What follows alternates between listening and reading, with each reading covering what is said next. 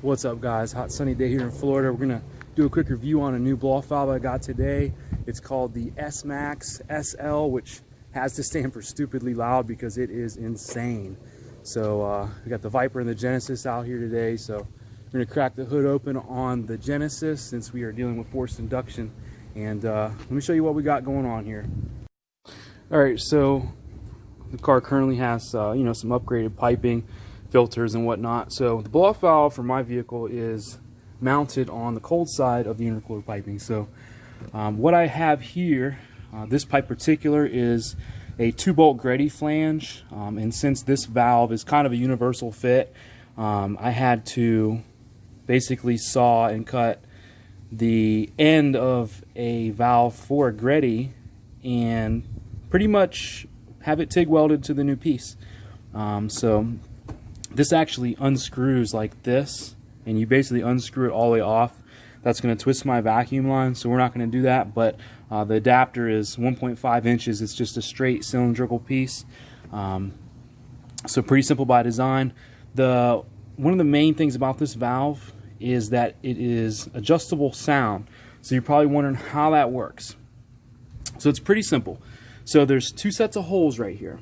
So there's a set of holes on the head of the blue valve, and the body has a set of holes. So what you want to do is you line the holes up, right? So when the holes are completely facing and open to each other, that's going to produce the loudest sound possible, right? So you can see those holes are lined up. Now if you want to make it a little quieter, you're going to move it ever so slightly, all right? So you can see that kind of like half of one of the holes is now above half of one of the holes, and that makes a significant difference. I mean, when you just barely move this thing, you're changing the sound by a lot. So the sound changes from a whistling to just like a straight whoosh. So when these holes are lined up to where they are not kind of above each other, then you're not going to get any of the whistling sound. And this isn't like an HKS valve, guys. This is not like anything you've really ever heard before. So we're going to do a sound test. I'm going to let you know what this thing sounds like when you're driving and then when we're sitting around. So basically just know that if you get the valve, you're going to want to have it TIG welded. Maybe buy a cheap eBay flange. Since this is an eBay valve, it was like 30 bucks. Buy a cheap eBay flange and just have them cut it here. And the Greddy's pretty universal. That's going to be found on most pipes, where you can just TIG weld it, cut a hole straight at the pipe, whatever you want. The valve does come with 2 springs.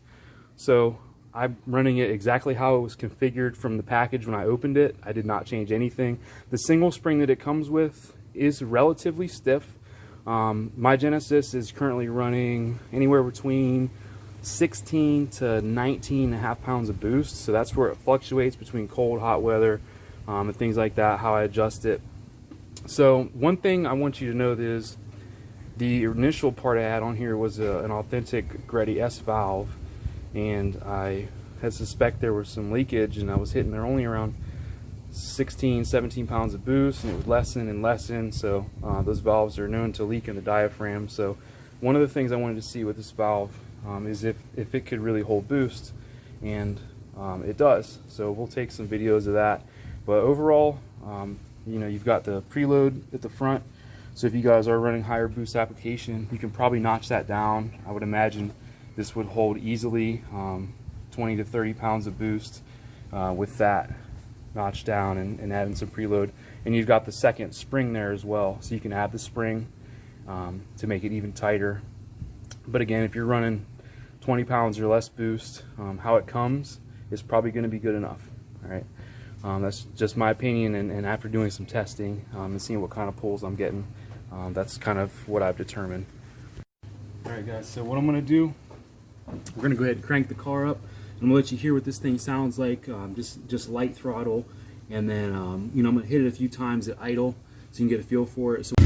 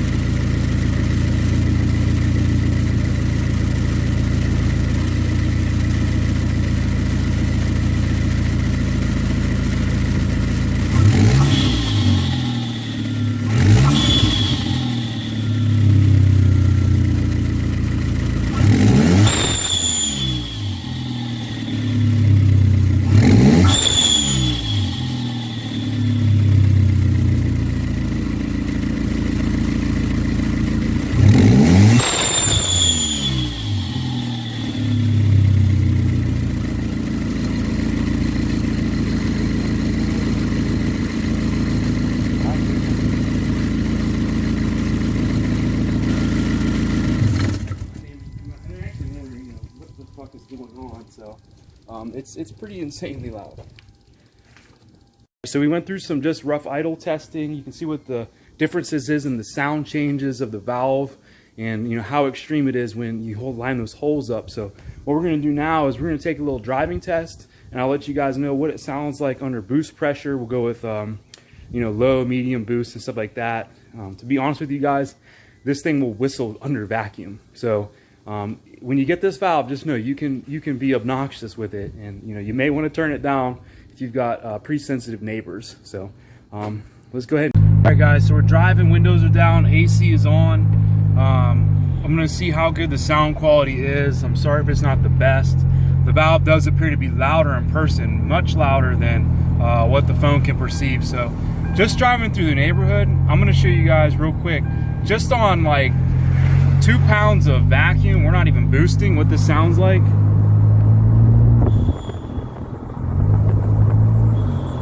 So you can hear it whistling and just kind of breathing at 2 pounds of vacuum. So just when you're cruising around, people are gonna look and it's gonna sound like Darth Vader or something. It's really unreal. So here's 0 pounds, right? That's 0 pounds of boost.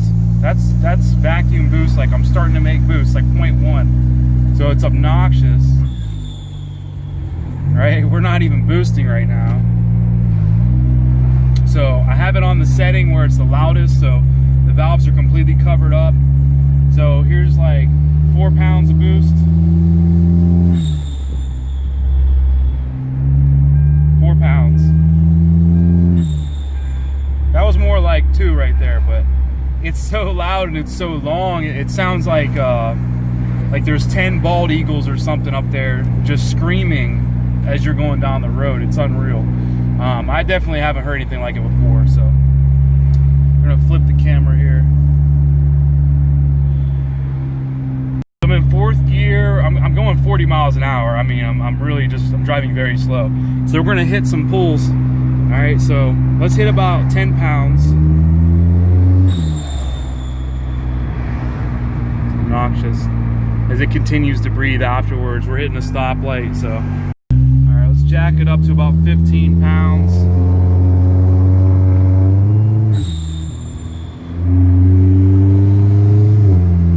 15 pounds is loud.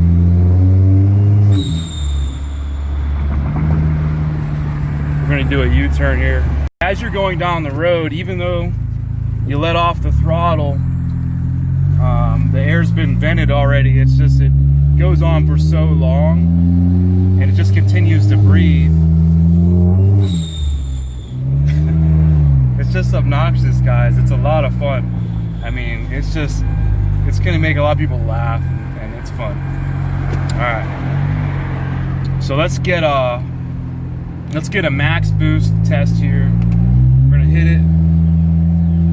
We'll get the AC going off here. All right, so max boost.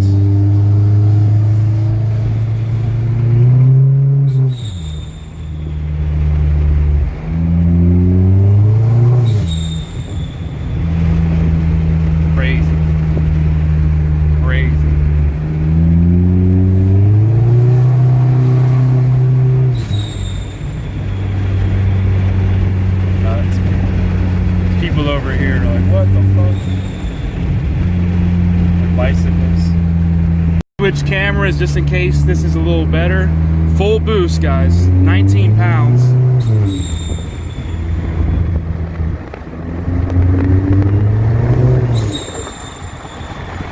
Oh yeah. Oh, and by the way, guys, this is with the windows up right now, so you can still, I mean, listen to this.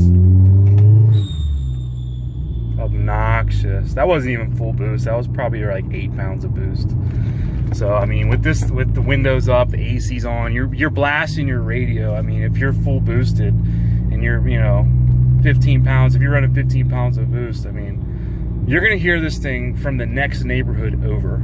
So yeah, you can make it as obnoxious as you want, you can make it as quiet as you want, but I will say this, you know, coming from Gretty product, an authentic one at that, As far as performance goes, I'm extremely happy with this. I've really bought it for the sound, and I saw one video on it that wasn't very elaborate, so that's why we made this video. But I bought it for the sound, but I'm actually even more stoked that it actually performs better. I'm holding 19.5 pounds of boost was what I spiked at, and I held about 18, almost 18 to red line, which is great. I was holding like 16.5 peak, and then I was dropping down to anywhere from 12.5 to 13 pounds boost to red line. So the car's dramatically faster, it holds boost, and that's the only thing I did to it. So for an eBay valve, that's pretty amazing. So I definitely, you know, give this one a thumbs up. So all in all, guys, extremely satisfied with the valve. Sounds great, it's adjustable, and performance is good. I've tested against my old valves, and it holds boost, no issues. So I will leave a link in the below, my Instagram, where you can get the valve. I believe right now it's 29 bucks. So I mean, that's probably the cheapest thing on there. So anyway, if you have any questions, send them below, or check me on Instagram, and feel free to DM me.